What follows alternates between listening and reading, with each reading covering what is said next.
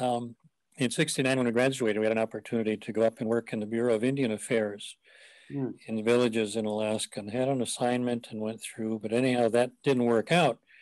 But since that opportunity, or since that time, I always wanted to, I guess, have that adventure or have that opportunity to go out and experience it. And as God would direct us, I had that opportunity to go out with an accreditation team. By the way, we were the first first Lutheran school in Anchorage to be accredited.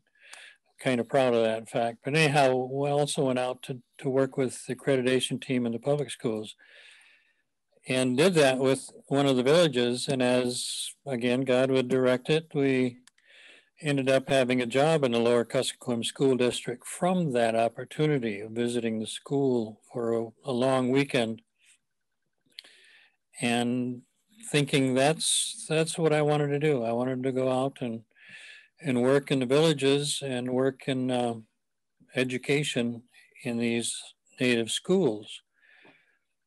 And the public school system was just kind of, it was fairly new as we would now recognize it, because it had been a state operated school. The Bureau of Indian Affairs was up there, and they were operating their schools. Well, they did in '69 when we had the opportunity at first.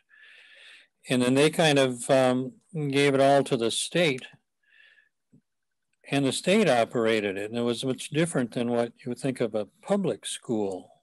It was kind of a combination of Bureau of Indian Affairs operation from the lower 48 and something that they had kind of cobbled together themselves. But the challenges are very different. You can't just get in a car and go to the store and buy your supplies or your groceries or things like that. While they have a grocery store there, it's stocked with the essentials.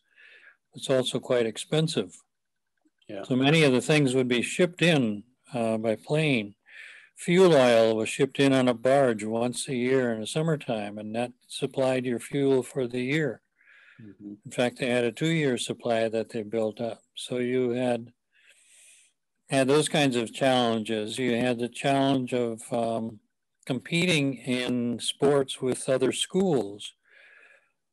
The school that I spent my first 2 years in was on Nunivak Island, which is 120 miles or so outside of Bethel.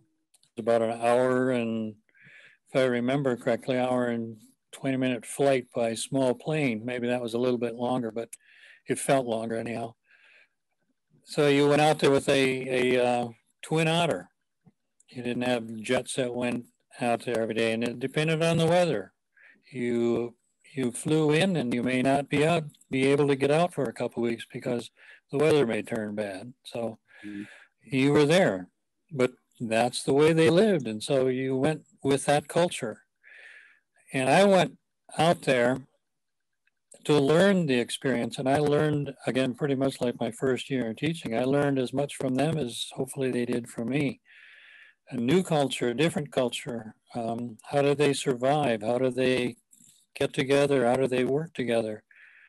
And it's a large school or a city in microcosm. You have all the benefits, all the challenges, all the pitfalls, all the difficulties. The main difficulty is that you can't necessarily get away from it. I mean, you're there. If you have a problem with someone, you're going to run into them on a daily basis. You can't just, at the end of the day, you couldn't get in your car and drive home and forget about it because the kids would come and visit. Yeah. And that was great. It was fantastic. So I learned a lot in the culture. Learned a lot from them. Subsistence. It was a subsistence lifestyle. And that was a blessing and a bane because the blessing because they lived off the land and kids knew and they learned that. But then the kids also felt, well, they didn't need school because they weren't going to get a job. They didn't need a job. They could live on the land.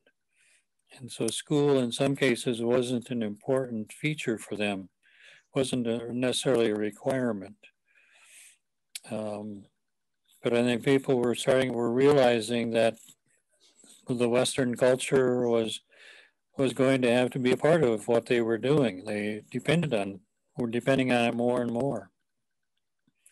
The elders in the village were somewhat concerned. They didn't want the kids to leave. They didn't want them necessarily to go to college because they were there to take care of them. And if they were off in college, well, who's going to take care of me in my old age? Mm-hmm. You know, we experience that. We have that same feeling. What am I going to do? And I'm starting to think of that a little bit more and more myself. But that's kind of the way life was. The cycle went in the village. Again, a terrific experience, and loved the people. And they loved you. I mean, it was a welcoming community. It was a welcoming culture. If you didn't come in there and say, you're living wrong, you didn't go in there and say, I'm here to teach you how to live. Yeah. That was a short-lived approach. And I certainly didn't. I went in there and said, I'm here to learn, maybe learn to live myself from you. But I also have to teach you how to do reading and how to read and how to do math and how to calculate and learn about the culture. Mm-hmm.